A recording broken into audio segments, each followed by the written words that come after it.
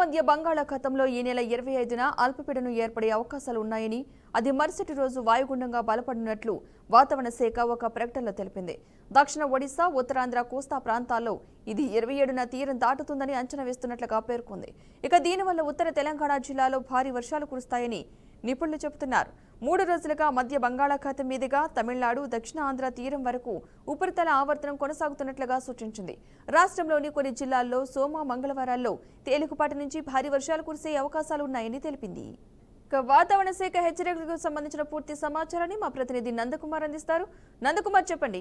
అల్పపీడనం రోణి అయినట్టుగా ఇప్పటికే ఇండియన్ మెట్రలాజికల్ డిపార్ట్మెంట్ అయితే తెలియజేసింది. అయితే 26వ తారీఖు ఇది వాయుగుండంగా మారే అవకాశం ఉన్న నేపథ్యంలో దాదాపు 2 తెలుగు రాష్ట్రాల్లో కూడా భారీ వర్షాలు కురిసే అవకాశం ఉన్నది. ముఖ్యంగా దక్షిణ ఒరిస్సా, ఉత్తరాంధ్ర, కోస్తా జిల్లాలకు భారీ వర్షం పడే అవకాశం ఉన్నది. అలాగే ఉత్తరాంధ్ర తీరం దాటే అవకాశం ఉన్నట్టుగా కూడా వాతావరణ శాఖ ఇప్పటికే తెలియజేసింది. అయితే ముఖ్యంగా చూసుకుంటే ఇటు తెలంగాణ రాష్ట్రాల్లో కూడా భారీ వర్షాలు కురుస్తాయని ఇప్పటికే నిపుణులు చెప్పిన నేపథ్యంలో 2 తెలుగు రాష్ట్రాలకి సంబంధించిన ఉన్నతాధికారులందరూ కూడా అలర్ట్ అయ్యారనే చెప్పాలి.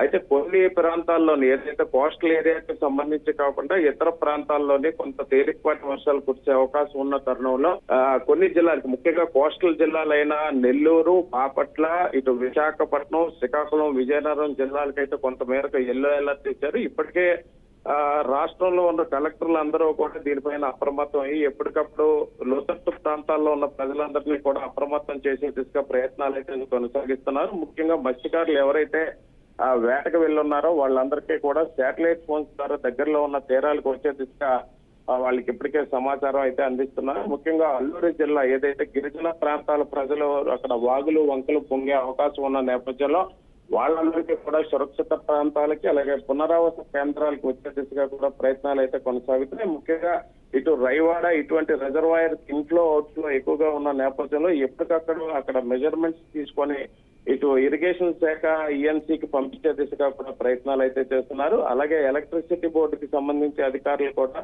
విద్యుత్ అంతరాయం కలగకుండా ఎప్పటికప్పుడు సమీక్షలు అయితే నిర్వహిస్తున్నారు. Padma. Right, thank you Nandakumar.